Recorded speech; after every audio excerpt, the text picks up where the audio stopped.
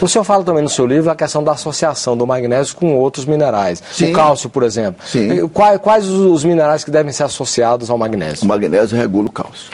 Regula o cálcio? Regula o cálcio. A quantidade ele necessária. É regulador. Ele é o estabilizador e com eles têm ações que fazem um efeito benéfico. E esse casamento gera que efeito benéfico?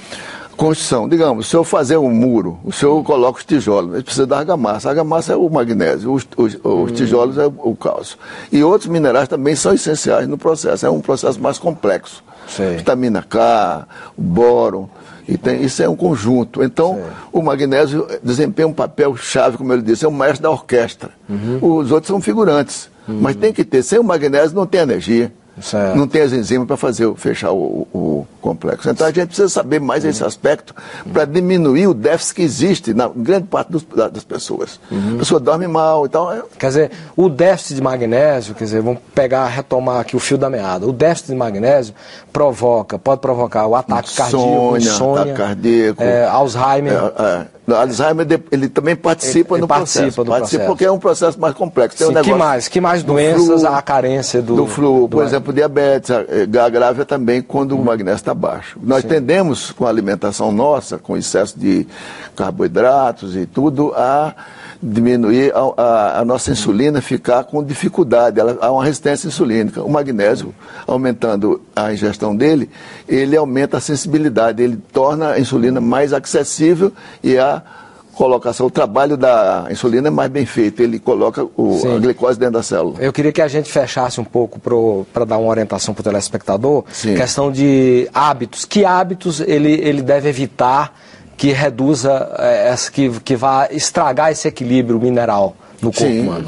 Que hábitos, por exemplo? Hábitos, por exemplo, beber sem ter o reparo, como ele falou, sem ter. Tem que ter um magnésio no meio da história. Não abusar de bebida, porque pode dar o problema. Bebida alcoólica, o senhor fala. Sim. Bebida alcoólica. Refrigerantes também. Moderar os refrigerantes, sobretudo os de tipo cola, porque gasta. Altera o sistema, né? Sim. O problema de muita gordura também interfere com a entrada do magnésio. O cigarro o senhor mencionou também. Acabei de falar. São os fatores de agravamento do processo. Então nós estamos num déficit. A gente vai ficar gasta no cartão de crédito, ainda mais ainda faz uma conta, né? Fica difícil, né? Aí agrava o problema. Sim, então como que a pessoa, que hábitos o senhor recomenda alimentares que a pessoa deve ter para ter uma boa quantidade de magnésio? Alimentos especiais, usar as verduras, sempre as boas verduras, todo dia uma boa salada, ou 2 ou 3 com frutas. Fazer exercícios, que é interessante para tirar o estresse. Nos casos mais difíceis, consultar o médico ou nutricionista para orientar a alimentação, porque cada pessoa tem um determinado tipo que precisa de orientação individual, personalizada, né? Então isso aí fecha a recomendação. E fazer um tipo de exercício que também tire o estresse, que é interessante. O estresse aumenta o gasto do magnésio. Quem está estressado está com o magnésio saindo perdendo na urina. Magnésio. Perdendo na urina. E em termos de alimentação, o senhor falou aí verduras, saladas. Sim, claro, e os peixes? Como é que o senhor... Os peixes são interessantes. Os peixes, sobretudo o peixe de água marinha.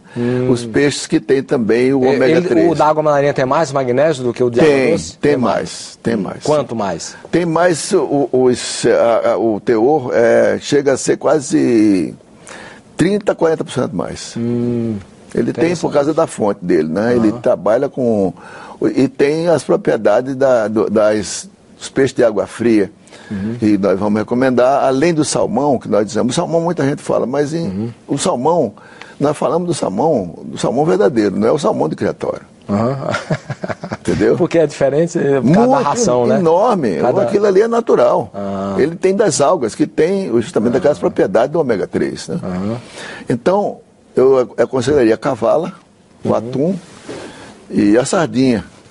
Agora a sardinha, aqui para nós, sardinha feita sem água fluoretada, porque se fizer com água fluoretada, destrói o meio da história. Então, Veloso, nós estamos chegando ao final do nosso programa. Eu queria, finalmente, que o senhor abordasse 2 questões de uma forma mais rápida, que é, primeiro, a questão da intolerância. Se há algum organismo que tem intolerância para com o magnésio, assim como tem com o ovo, com o leite, se existe isso. Né? E também a questão, por que não entra o magnésio tão importante? por que ele não entra na questão dos fertilizantes, que usa o nitrogênio, fósforo e potássio, por que não usa magnésio? Eu vi nos congressos que participei, inclusive a aplicação do magnésio dentro da aspersão diretamente nas folhas de sulfato de magnésio, na folha de tomate, para produzir melhor qualidade. Porque o teor pode se beneficiar também com o solo apropriado. O adubo orgânico é interessante para entrar, para entrar o magnésio. Ele entra também nessas gorduras, nos adubos nitrogenados, porque ele é magnésio dependente daquela reação de concentrar nitrogênio, de fazer a composição para melhorar a qualidade da produção agrícola. Quer dizer, isso aí já é uma coisa que está se abrindo na ciência, o uso do magnésio também como um fertilizante. Existe na nossa área, na Associação Internacional de Pesquisa do Magnésio, a Société Internationale de Recherche de Magnesium, sediada em Paris, eu conheci muitos agrônomos. Eu dei muita aula aqui na Embrapa, trouxe muita experiência, muito interesse de saber, porque na realidade a base é da própria planta, né? Certo. Agora tem que contar com o solo e a água boa. As águas boas são raras no Brasil. São raras. São muito raras. E a questão da intolerância, o que é que o senhor diria? A intolerância do magnésio tem problema de pessoas que têm certas restrições, o caso, por exemplo, de o rim alterado, mas aí tem que analisar cada caso com um especialista, para ver se pode dar uma dose pequena ou tem técnicas para isso. E neurologista também, em casos de certas doenças neurológicas e doenças cardíacas, mas são coisas raras. A maioria das pessoas tem necessidade grande. E há casos raros de doenças de dificuldade de absorção do magnésio. Aliás, com a idade a gente diminui a capacidade de absorção e também de excreção. Por isso que a gente passa o magnésio injetável, a melhor maneira, injetável, fazendo a ortomolecular. Com orientação médica, obviamente. Orientação médica. A gente faz, então, uma compensação para o idoso ter o seu suplemento e corrigir. Porque o magnésio se mede dentro da célula. Só poucos laboratórios fazem isso. Não se mede no sangue. O sangue tem uma pequena proporção de magnésio, é 1%. Nós temos que ver dentro da célula. Isso aí explica muitas patologias que a gente conhece pouco. E o Cidadania fica por aqui. Se você quiser fazer contato com o nosso programa, por favor, use o nosso portal www.senado.gov.br/TV. Nós agradecemos aqui os esclarecimentos e a aula sobre magnésio do Dr.